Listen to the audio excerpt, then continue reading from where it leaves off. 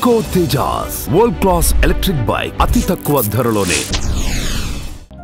అల్లారు ముద్దుగా పెంచుకున్న కూతురు ఇలా అయిపోయింది అంటే అది ఎవరు డైజెస్ట్ చేసుకోలేరు. సో వాళ్ళు అదే సిచ్యువేషన్లో ఉన్నారనుకుంటా. సో ఏదున్నా నాలో నేను బాధపడతాను తప్ప, ఏదైనా కోపం వస్తే ఒక మాట మాట్లాడతాను తప్ప నేను వాళ్ళని ఎప్పుడు ఇబ్బంది పెట్టాను. ఈరోజుకి అనుకుంటాను అలా నా భుజం మీద చెయ్యేసి నేను ఉన్నానని ఒక్క ధైర్యం, ఒక్క మాట చెప్తే బాగుంటుంది కదా అంటే ఈరోజు చెప్తారు నాన్న. కానీ ఆయన బ్లెస్సింగ్స్ ఎప్పుడూ ఉంటాయి. కానీ మా ఇద్దరికి ఆ ఫిజికల్ బాండింగ్ అన్నది ఉండదు అనమాట. అదొక్కటే జరిగిన దగ్గర ఇది జరిగినప్పటి నుంచి. నాన్న ఎప్పుడు మిమ్మల్ని పట్టుకోలేదా? ఎప్పుడైనా నేనే అలా పట్టుకుంటా ఉంటే ఆయన కొంచెం ఇబ్బంది పడుతూ ఉంటారు. ఆయనకు ఒక ఎమోషనల్ గా ఆయన డిస్టర్బ్ అవుతూ ఉంటారు. అంటే ఈ 15 సంవత్సరాల నుంచి పాపకు ఒక్క హగ్గు కూడా ఇవ్వలేదు. అమెరికా వెళ్తుంటే ఎయిర్పోర్ట్ లో ఒక్కసారి ఇచ్చారు. ఒక్కసారి మిమ్మల్ని ఒక్కసారి అలా చూసి ఆయన మళ్ళీ వెంటనే తిప్పేస్తున్నారు. ఆయన కంట్రోల్ చేసుకోలేకపోతున్నారు.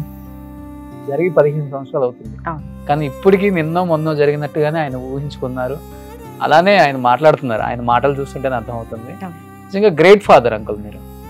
ఇన్ని సంవత్సరాల నుంచి ఒక ఆడబిడ్డని వెంట పెట్టుకొని కంటికి రెప్పలాగా చుట్టుపక్కల అందరినీ పెట్టి తను ఎప్పుడైనా కానీ ఒక స్థానానికి వస్తుందని చెప్పేసి గుర్తించి తనని ఇండిపెండెంట్గా వదిలేశారు. చూడండి, గ్రేట్. అది ఏం చెప్తావు దానికి నిహారి? ఏమో అంతే, ఆయన మీద ఆయనకున్న నమ్మకం. మేబీ ఆయనకి ఈ జీవితాన్ని ప్రసాదించిన వాళ్ళ నాన్నగారి పోలిక. మా తాతగారు ఫ్రీడమ్ ఫైటర్. నేను ఎన్నిసార్లు అయినా సరే నేను చాలా గర్వంగా చెప్పుకుంటాను మా తాతగారి గురించి. తాతగారు ఫ్రీడమ్ ఫైటర్. మేబీ నాన్నకు రాకపోయినా ఆ ఫైటింగ్ నేచర్ నాకు వచ్చింది అనుకుంటా నేను. అంతే. ఇంతగా ప్రేమించే తల్లిదండ్రులు దొరకడం చాలా కష్టం. చాలా కష్టం. బట్ ఎప్పుడైనా కానీ నువ్వు సూసైడ్ అటెంప్ట్ చేసేటప్పుడు ఒక్కసారి నాన్న మైండ్లో తెచ్చుకున్నావు? అసలుకి నీకున్న బాధలను తెచ్చుకొని నువ్వు అటెంప్ట్ చేసుకున్నావు, కానీ ఒక్కసారి నాన్న వచ్చి ఉంటే ఇలా ఉండేదానివి కాదు కదా అని నాన్న చాలా సార్లు అనుకునేవాడు. ఎప్పుడన్నా అనుకున్నావా నిహారి? బేసికల్ గా అక్కడ మా మధ్యన కన్వర్సేషన్ జరుగుతుంది ఆ టైంలో. అంటే కిరోసిన్ పోసుకున్న తర్వాత మా మధ్యన ఆల్మోస్ట్ 1.5 hour కన్వర్సేషన్ జరిగింది. కానీ వాళ్ళు ఏంటంటే తల్లిదండ్రులుగా మాట్లాడుతున్నారు తప్ప నన్ను ఒక కూతురుగా అసలు తనకున్న ప్రాబ్లంకి వదిలేసే అబ్బాయిని అన్న ధైర్యం నాకు ఇవ్వట్లేదు. అమ్మ ఆడపిల్లవమ్మ, సొసైటీ ఏమనుకుంటుందమ్మా, కాంప్రమైజ్ అవ్వమ్మా, ఇవన్నీ కామన్ అమ్మా, మధ్యతరగతి కుటుంబం అన్నట్టు ఒక సొసైటీని దృష్టిలో పెట్టుకుని తల్లిదండ్రులుగా మాట్లాడారు. ఆ టైంలో నాకు ఆప్షన్స్ లేవు. సో అట్లాగే నా లైఫ్లో మా ఇద్దరి మధ్యన జరిగిన కొన్ని సంఘటనలు వాళ్ళకి నేను చెప్పలేను. వాళ్ళు అర్థం చేసుకోలేని స్టేజ్లో కూడా ఉంటారు. ఈ రోజుకి ఎగ్జాక్ట్లీ సినారియో ఏంటి అన్నది ఈ రోజుకి మా ఫాదర్కి తెలియదు. కేవలం ఒక 70 to 80% మాత్రమే నా లైఫ్లో నా హస్బెండ్తో జరిగిన గొడవలు 70 to 80% మాత్రమే ఈ రోజుకి తెలుసు మా నాన్నకి. ఆ 20% ఏంటి అంటే 1-2 ఏమని చెప్తావు ఈ రోజు? అది భార్యాభర్తలకు సంబంధించి. మనం 10 లీటర్ల గంగిగోవు పాలలో ఒక్క నిమ్మ బొట్టు చాలు మొత్తం పాడైపోవటానికి, ఒక ఆడపిల్ల మనసు విరిగిపోవడానికి. ఒక్క భార్యాభర్తల బంధం వద్దనుకునే కదా నాన్న దగ్గరికి వచ్చావు కదమ్మా. వచ్చాను చెప్పాలి కదా ఆ రోజు నువ్వు. కానీ అలాంటి భార్యాభర్తల మధ్య ఏ కూతురు ఇట్లాంటి విషయాలు తల్లికి కూడా చెప్పుకోలేని సంఘటనలు నేను ఫేస్ చేశాను.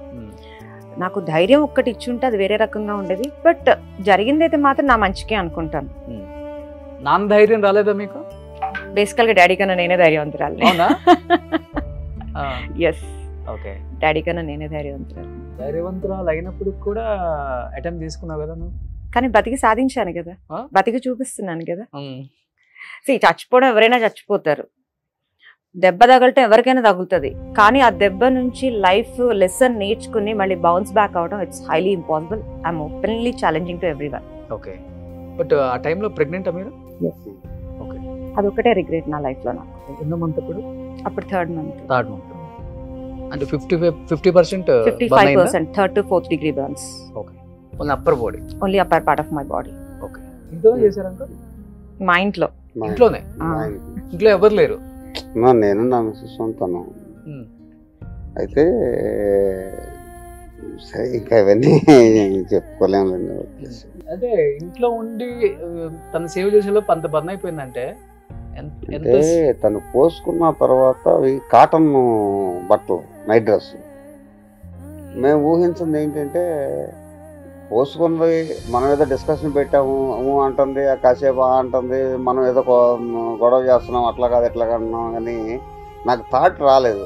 వాటర్ పోసేసినట్టే తర్వాత ఏం జరిగేది అనేది అసలు నాకు థాట్ రావాలి. ఓకే, పోసాము, పోసింది అలా ఉంది, అలాగే ఉండిపోయింది. అంటే బాడీ మొత్తం దాని మీద కిరోసిన్ అబ్జర్వ్ మనం చేసుకుంది. వాటర్ పోసి నెడితే అంటుకునేది కాదు కదా అని అసలు అది రాలేదు.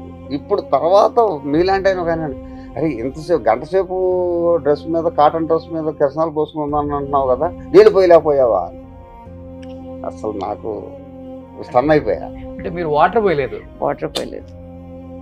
తను పోసుకున్న తర్వాత అంటించుకోలేదు. 1.5 hour డిస్కషన్ జరుగుతుంది. తర్వాత కామ్ అయింది. కామ్ అయితే మేము లోపలికి వచ్చాము. తను బాత్రూంలోకి వెళ్ళింది. తర్వాత బయటకు వచ్చి మేము ఇంట్లోకి వెళ్ళిపోయిన తర్వాత బయటకు వచ్చింది. ఇంక కామ్ అయిపోయింది కదా, కోపం తగ్గింది కదా, అంతా డిస్కషన్ జరగట్లేదు కదా అనుకున్నాం. అప్పుడు అటాక్.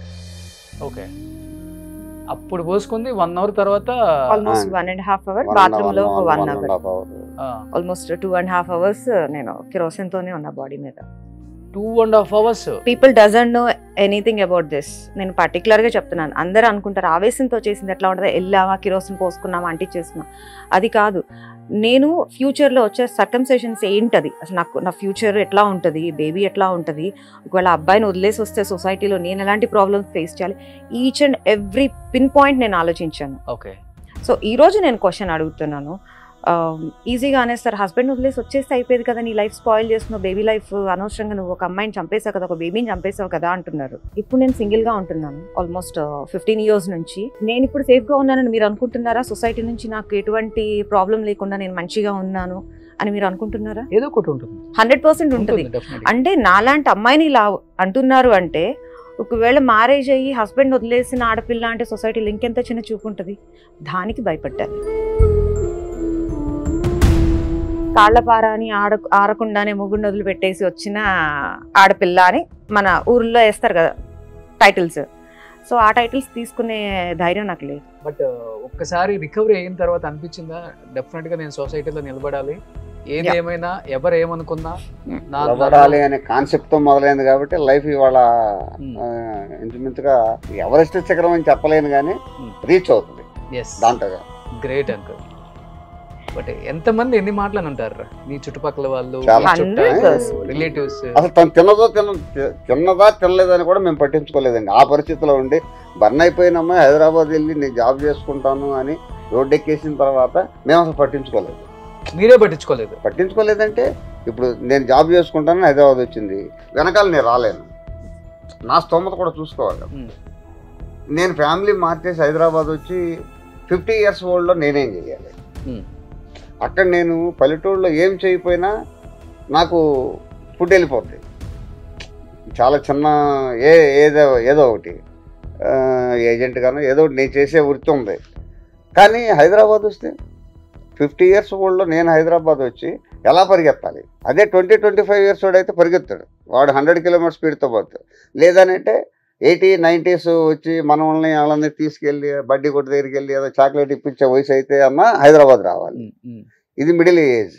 మిడిల్ ఏజ్లో నేను హైదరాబాద్ వచ్చి తనకు సపోర్ట్గా ఎలా ఉండగలను ఫ్యామిలీ? కాబట్టి తను ఎప్పటికప్పుడు రికవరీ అవుతుంది, అక్కడికి వెళ్తున్నాను, వాళ్ళు పరిచయం అయ్యారు, వీళ్ళు పరిచయం అయ్యారు అని మనకి ఇన్ఫర్మేషన్ ఉంటుంది. కాస్త జర్మనీ వెళ్ళి వచ్చిన తర్వాత ఎలాంటి ధైర్యం వచ్చిందో ఇంకా రోజు రోజుకి నాకు కూడా ఇక దాని గురించి మనం పెద్దగా పట్టించుకో అవసరం లేదు, బతికేస్తుంది.